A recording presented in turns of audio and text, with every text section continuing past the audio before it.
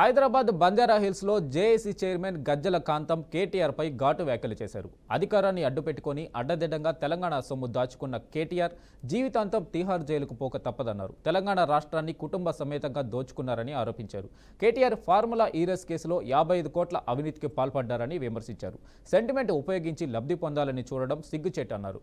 ఇప్పటికే రాష్ట్ర విచారణ సంస్థలు ప్రత్యేక దృష్టి సారించి విచారణ జరుపుతున్నాయన్నారు. ఈ నెల 29న ఉద్యమకారుల సభను ఇందిరా పార్క్ వద్ద నిర్వహిస్తున్నట్లు చెప్పారు.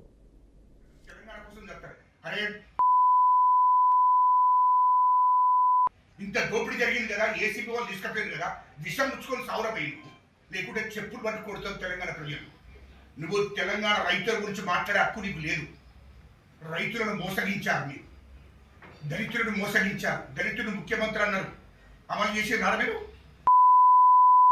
మీ అయ్య ఏమన్నా నాతో చర్చలు జరిపేటప్పుడు, నాతో చర్చలు జరిపేటప్పుడు, ఉస్మానియా యూనివర్సిటీ విద్యార్థులతో చర్చలు జరిపేటప్పుడు, ప్రొఫెసర్లతో చర్చలు జరిపేటప్పుడు, మేధావులతో చర్చలు జరిపేటప్పుడు ఏమని చెప్పినా మాకు? కాంతం, ఈ రాష్ట్రానికి మొదటి ముఖ్యమంత్రి దళితున్న చేస్తున్నా, ఇది వాస్తవం కాదా? మనం అందరం కలిసి ఉండాలి. తెలంగాణలో మమ్మల్ని వేరు చేయకు, మా కుటుంబాన్ని వేరు చేయొద్దు, మమ్మల్ని వేరు చేయకు, అందరం కలిసే తెలంగాణ కోసం కొట్లాడదామని చెప్పి, తెలంగాణ వస్తే నాకు అవసరం లేదు, తెలంగాణ మీ చేతిలో పెడతా, మీరే ముఖ్యమంత్రి అవుతారు, దళితుడే ముఖ్యమంత్రి అవుతారని చెప్పింది. ఇది వాస్తవం కాదా? అవన్నీ మర్చిపోయి తెలంగాణ ప్రజలను మోసం చేసి, తెలంగాణ దళితులను మోసం చేసి, తెలంగాణ బీసీ బంద్ అని పెట్టారు. బీసీలను మోసం చేసింది వాస్తవం కదా? అరే నువ్వు బీసీ బంద్ అన్నావా లేదా? మరి బీసీ బంద్ ఏమైందిరా? బీసీ బంద్ ఇచ్చినవా? దళిత బంద్ అన్నావు, దళిత బంద్ ఇచ్చినవా?